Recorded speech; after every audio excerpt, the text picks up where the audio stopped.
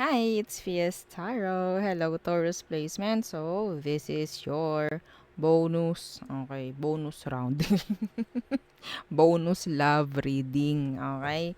Oo, ngayong January. So, tatalakayin natin dito yung sitwasyon nyo, okay? At kung may magaganap bang next action ang person mo, okay? So, titingnan natin yun, okay?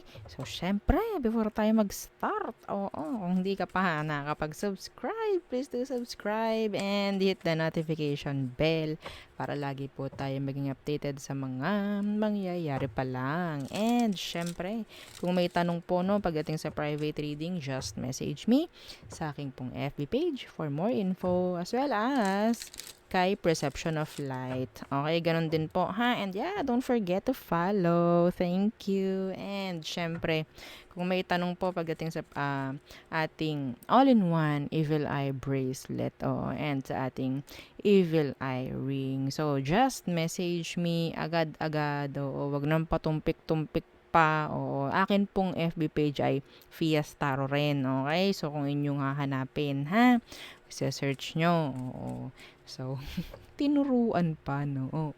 Oo. Yung iba kasi talagang, oo. Okay? Hindi nila, wala silang idea kung paano. Oo. So, okay.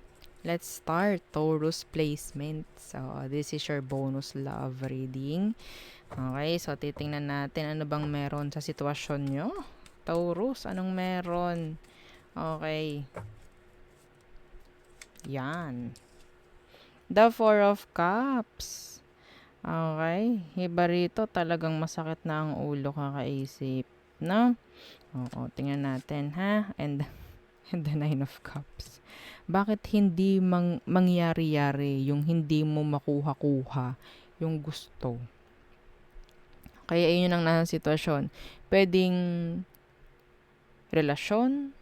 Okay, yeah, this is both cups. This is emotions. Pwedeng relasyon ang hindi makuha. The Nine of Cups in reverse, hindi makuha. Okay, pwedeng nakakaramdam ng incomplete. Okay, nakakaramdam rin ng parang may kulang nga, no? Oo, parang maraming tanong. Okay, yan, ganyan yung nakikita ko sa sitwasyon nyo. Pero in general, andito yung hindi makuha. Okay? Andun yung salitang hindi makuha. Ha? Okay? Kahit ginawa mo na lahat. Yes! Na, oo. Oo, okay. So, hindi pa rin andun pa rin yung parang uh, inuuna mo na kung anong dapat, no? I mean, inuuna mo na kahit hindi na dapat, pero wala pa rin eh. Wala pa rin tayong makuhang kasagutan. No? Ang title nito, hindi makuha. Pero, yeah. Pero hindi ko ilalagay sa title yon. Oo, iba ang nakalagay sa title. Ano ba nakalagay dyan? Tingnan natin ang sitwasyon nyo. Oh, di ba? Okay. So, meron kaya siyang gagawin? Ibibigay na kaya ang hindi makuha? Taurus. Okay. The Five of Cups. This is all cups. Some of you might be dealing with a water sign, Cancer, Scorpio, Pisces. So, the Five of Cups in reverse and the Hermit. So, nandyan pa rin yung sitwasyon na parang pagtatanong pa rin, no? Andyan pa rin yung paglayo sa issue, andyan pa rin yung hindi pagsagot sa mga tanong. Okay, the Five of Cups in reverse, parang okay, sige, hayaan na lang muna. Ay. Yung iba rito, talagang magkarelasyon pa rin talaga. Magka-connect pa rin. Yung iba rito ha, may connection ditong tago. Hindi maibigay yung kung anong dapat ibigay. Commitments. Andun yung parang hindi mo masolo. Ay! Pause ako. Oo. No? Andun yung pakaramdam na hindi mo siya masolo. Oo. Na, oo. Yung iba naman, kapag ito pinilit nyo, ha? Pag ito pinilit nyo, sinasabi ko sa inyo, itong taong ito na hindi kayang magbigay na kung anong dapat ibigay, may tsansa na talagang iwan kayo. Oo. May tsansa na i-ghost kayo bigla na lang. Okay? So, yun ang mga nakikita ko na pwedeng mangyari. Next action ng taong yan pagdating sa inyo, mga Taurus. Ha? Paghahanap talaga. At walang iiwan sa'yo na kahit anong kasagutan o dahilan o rason man.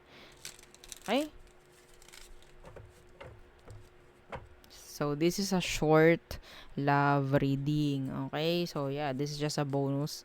Kasi, kailangan ko munang, tapusin muna itong mga ganito. Okay? Tsaka tayo lilipat sa end ng January, no? So, tatapusin muna natin itong mga ganito. So, ano ang kailangan mong gawin? Ano ang kailangan mong gawin, Taurus? Kasi siya, pwedeng wala. Sabihin ko na sa inyo, ha? Pwedeng siya, wala. Pwedeng nandito si Virgo. Nandito yung Virgo. Si Hermit. The Magician in reverse. The Four of Wands in reverse. Wag mong ipilit ang hindi dapat. Ito. Wag mong ipilit ang hindi dapat. Iba sa inyo, kung alam nyong hindi pwede talaga, wag na. Okay? Wag kayo masyadong magpadala sa emosyon. Masyadong maemosyon, no? Kahit sabihin natin, kasi mahal ko ganito ganyan. Didepende tayo sa sitwasyon. Didepende tayo sa sitwasyon, ha? Okay? Mawawala ng kwenta yung emosyon nyo na yan. Oo, mawawala ng kwenta yung emosyon na yan kung titingnan talaga ang sitwasyon. Minsan nawawala ng kwenta yan. Minsan talagang nai-ignore yan or talagang nababaliwala. Depende sa sitwasyon. Okay? Yung iba rito, merong sabihin kong third party. Kaya hindi kanya mafokusan, hindi kanya mabigyan ng tamang relasyon, ng label. Kasi nga, depende nga, no? Sa tao, depende sa sitwasyon niya. So, kaya hindi kanya gagawan ng aksyon or ng hakbang or ng sagot or hindi ka mabibigyan. Okay?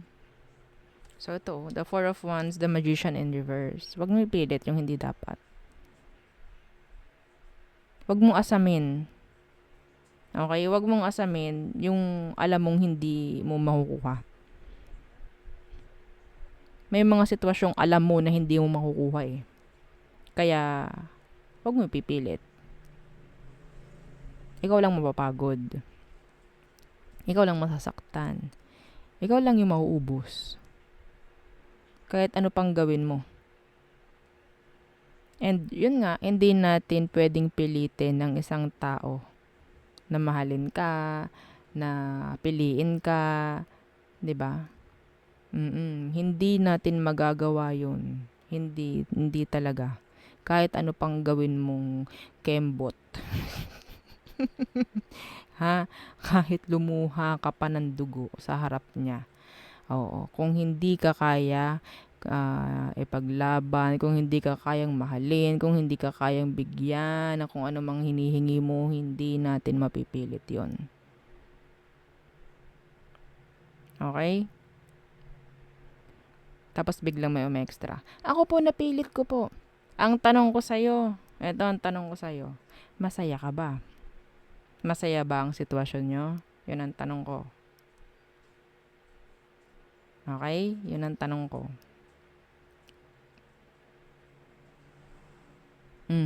May peace of mind ka ba? Yun ang tanong ko rin. Okay? So, yun. Ang nakikita ko. The Two of Swords. May pagpili rito. Okay? Kung tinatry ka nang i-avoid, kung hindi ka talaga, hindi natin pwedeng ipilit ang hindi dapat. Okay? Yun ang nakikita ko for you, Taurus. So, tayo tumungo na sa all signs. Aries through Pisces.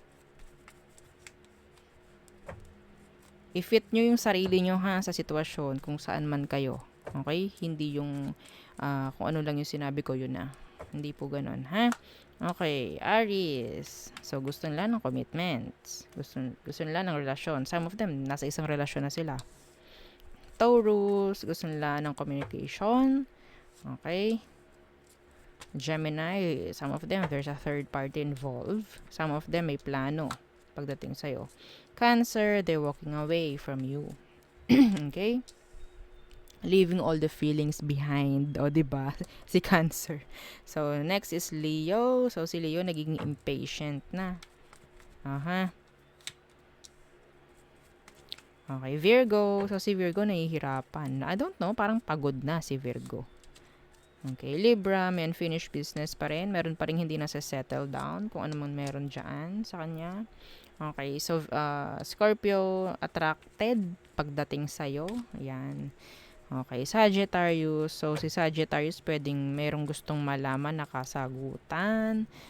Ayan, ayun na naman tayo sa malalaman. Oo, pwedeng yun nga, some of them, pwedeng nare-release na nila yung sarili nila from the situation. Capricorn, so hindi sila, tawag dito, palaging nandyan, okay, para sa'yo, in general.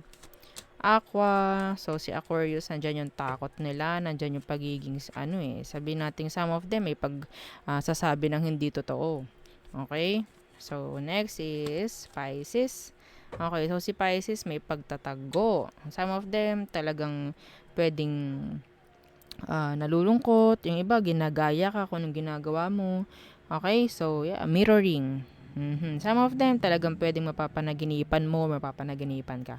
Okay, so yun ang ating reading for you, Taurus placements. And don't forget to like, okay, share and subscribe. Oo, pipindutin natin yung like, ha? Hindi po tayo gaganito, ha? Oo. So, okay, so there.